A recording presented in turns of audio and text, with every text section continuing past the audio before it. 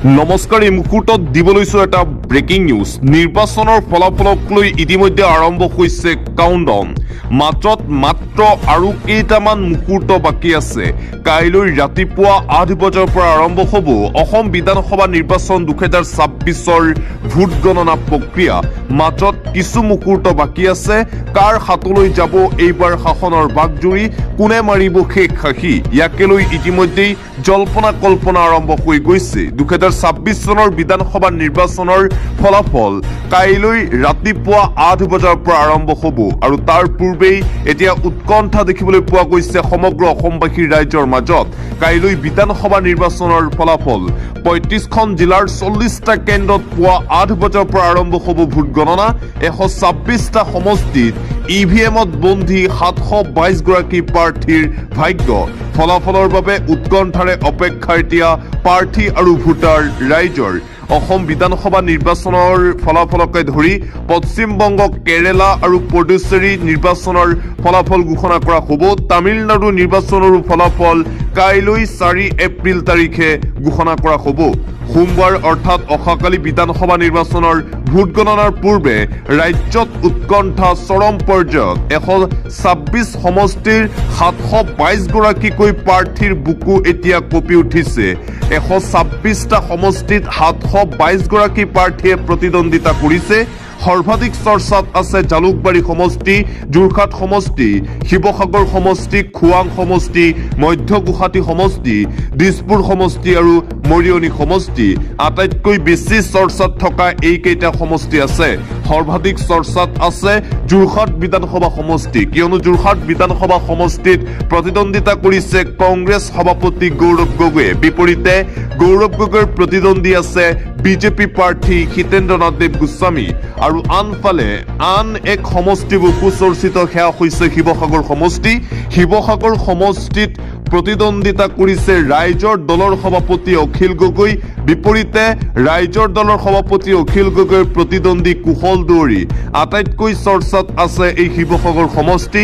বিজেপিৰ ফালৰ পৰা কোৱা হৈছে যে এইবাৰ শিৱসাগৰ সমষ্টিত বৰ বেয়াকৈ পৰাস্ত হ'ব ৰাইজৰ দলৰ সভাপতি অখিল গগৈ। আৰু আনফালে আন এক চৰ্চাত থকা সমষ্টি হৈছে খোৱাং সমষ্টি। খোৱাং সমষ্টিত প্ৰতিদ্বন্দ্বিতা কৰিছে অসম জাতীয় পৰিষদৰ সভাপতি লুৰিণজ্যোতি গগৈ। লুৰিণজ্যোতি গগৈৰ ৰাজনৈতিক ভৱিষ্যত হয়তো এইটো নিৰ্বাচনত নিৰ্ণয় হ'ব। ইয়াকে লৈ চলিছে এতিয়া জল্পনা কল্পনা। বিজেপিৰ ফালৰ পৰা কোৱা হৈছে যে খোৱাং সমষ্টিত লুৰিণজ্যোতি গগৈ বৰ বেয়াকৈ হাৰিব। আৰু আনফালে আন এক চৰ্চাত থকা সমষ্টি হৈছে মধ্য গুৱাহাটী সমষ্টি। চেণ্ট্ৰেল গুৱাহাটী সমষ্টি আটাইতকৈ বেছি চৰ্চাত আহিছিল, কিয়নো এই সমষ্টিৰ পৰাই প্ৰাৰ্থিত্ব আগবঢ়াইছিল অসম জাতীয় পৰিষদৰ ফালৰ পৰা কুংকি চৌধুৰী। কুংকি চৌধুৰী আটাইতকৈ বেছি চৰ্চাত আহি পৰিছিল যে শিক্ষিত প্ৰাৰ্থী, আৰু কুংকি চৌধুৰী এইবাৰ নিৰ্বাচনত জয়লাভ কৰিব পাৰিব নে নাই সেয়া হ'ব লক্ষণীয়। কুংকি চৌধুৰীৰ প্ৰতিদ্বন্দ্বী বিজয় গুপ্তা। আন এক সমষ্টি হৈছে দিছপুৰ সমষ্টি। দিছপুৰ সমষ্টিও ব্যাপক চৰ্চাত। প্ৰদ্যুৎ বৰদলৈ আৰু মীৰা বৰঠাকুৰৰ মাজত তীব্ৰ প্ৰতিদ্বন্দ্বিতা হৈছে দিছপুৰ সমষ্টিত।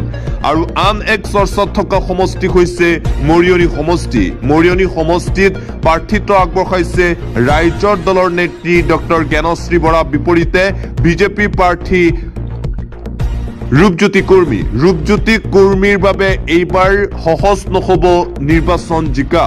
আকৰ্ষণীয় হৈ আছে মৰিয়নি সমষ্টিৰ নিৰ্বাচনৰ ফলাফল। এই আটাইকেইটা চৰ্চাত থকা সমষ্টিৰ ফলাফল স্পষ্ট হৈ পৰিব কাইলৈ 4 মে তাৰিখ ৰাতিপুৱা 8 বজাত। এফালে অখিল গগৈয়ে দাবী কৰি কৈছে যে 4 মে তাৰিখ অৰ্থাৎ কাইলৈ সোমবাৰ দিনৰ 1 বজাত কংগ্ৰেছে শপত গ্ৰহণ কৰিব নতুন চৰকাৰ হিচাপে। অসমৰ নতুন মুখ্যমন্ত্ৰী হ'বলৈ গৈ আছে গৌৰৱ গগৈ। অখিল গগৈৰ মতে ৭৫খনতকৈও অধিক আসনত কংগ্ৰেছ মিত্ৰজোঁটে জয়লাভ কৰি চৰকাৰ গঠন কৰিব। বিপৰীতে বিজেপিয়ে কেৱল মাত্ৰ 40খন আসন লাভ কৰিব। চাইলেণ্ট ভোটাৰৰ বাবেই এইবাৰ কংগ্ৰেছে চৰকাৰ গঠন কৰিবলৈ গৈ আছে। উজনি অসমত ধূলিসাৎ হৈছে ভাৰতীয় জনতা পাৰ্টি। কাইলৈ অসমত কংগ্ৰেছ চৰকাৰ হ'ব বুলি পুনৰবাৰ ঘোষণা কৰিছে শিৱসাগৰ সমষ্টিৰ বিধায়ক তথা ৰাইজৰ দলৰ সভাপতি অখিল গগৈ।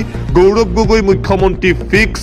এইবাৰ খেলা হবে হিমন্ত বিশ্ব শৰ্মাৰ বেয়া দিন আৰম্ভ হ'ব হিমন্ত বিশ্ব শৰ্মা মুখ্যমন্ত্ৰী গাদীৰ পৰা পদত্যাগ কৰিব লাগিব বুলিও মন্তব্য কৰিছে শিৱসাগৰ সমষ্টিৰ বিধায়ক তথা ৰাইজৰ দলৰ সভাপতি অখিল গগৈ মুঠতে কাইলৈৰ দিনটোৰ বাবে সমগ্ৰ অসমবাসী ৰাইজ অপেক্ষা কৰি আছে বহু জল্পনা কল্পনাৰ অন্তত অৱশেষত কাইলৈ ঘোষণা কৰা হ'ব অসম বিধানসভা নিৰ্বাচন 2026ৰ ফলাফল পশ্চিমবংগ অসম তামিলনাডু কেৰালা পুডুচেৰী নিৰ্বাচনৰ ফলাফল কাইলৈ ৰাতিপুৱা 8 বজাৰ পৰা ভোট গণনা আৰম্ভ হ'ব